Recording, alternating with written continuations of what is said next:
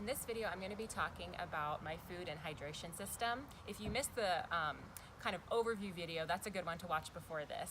And in that overview video, I did mention that I do have the food and hydration system as part of my whole system. So this right now is in a Zpacks dry food bag.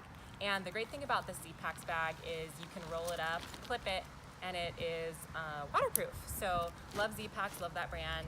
I have quite a few things from them, so this is one of them. So let's talk about hydration first, and then we'll get into my food system. So first of all, let me find it.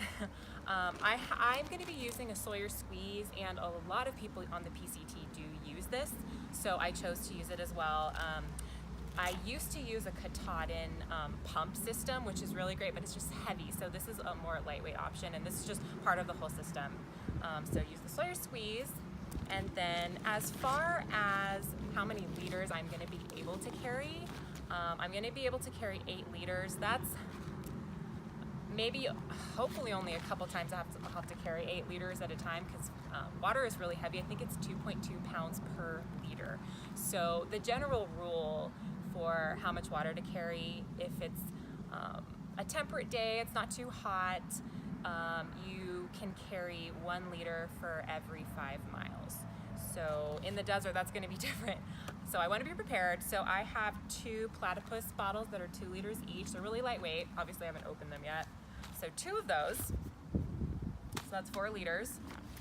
I also have this Hydrapack, also 2 liters. It's a bottle, and the great thing about this is you can use it as a hot water bottle as well. So if it's really, really cold out, I mean, I'm cold soaking, so I'd have to bump some hot water off of somebody, but you can fill this with hot water and put it at the bottom of your sleeping bag as long as you twist it really tight. And it could be a hot water bottle for keeping you warm at night. Or if you just want something hot to drink, you can make tea in here.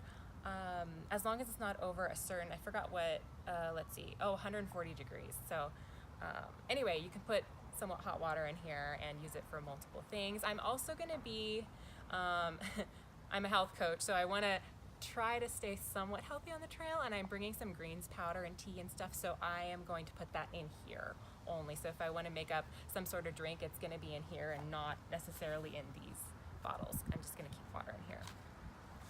So another 2 liters right there. And then I have Smartwater bottles, but you can pretty much have any bottle with, and this one doesn't have a sports cap, so I'm going to have to switch that out, but a bottle with a sports cap on it, which works well if you want to back flush the Sawyer squeeze.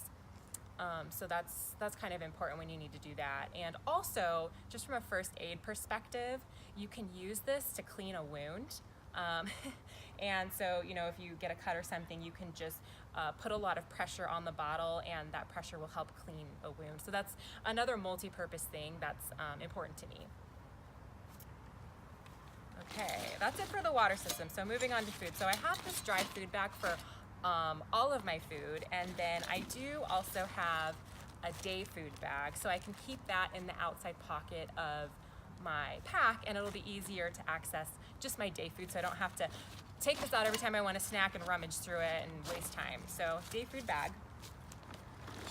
And for soaking purposes or cooking, if I decide I do want to stove eventually on the trail, I have a Vargo Titanium BOT 700, and this is really, really light, and the good thing about this is I have an option to use it on a stove. I'm going to be cold soaking, at least for the first part of it.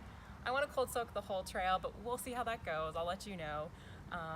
But if I do decide halfway through I want to stove, I have the option to still use this on heat. And another great thing about this is I can cold soak with it because it's a twist top. A lot of cooking pots don't have a twist top, so I'm not able to cold soak as I'm hiking. So this is really great, and it will transition really well if I decide to cook my food eventually. And it is, I think I mentioned, it's titanium, so titanium's really light. And then the last thing is I have a Spork, and it's also titanium, Snow Peak brand, and I put a little carabiner on it so I can just have it carabined, I don't know if that's a word, attached to my cooking pot. or cold soaking pot. So that's pretty simple, and that's my food and hydration system for hiking the Pacific Crest Trail.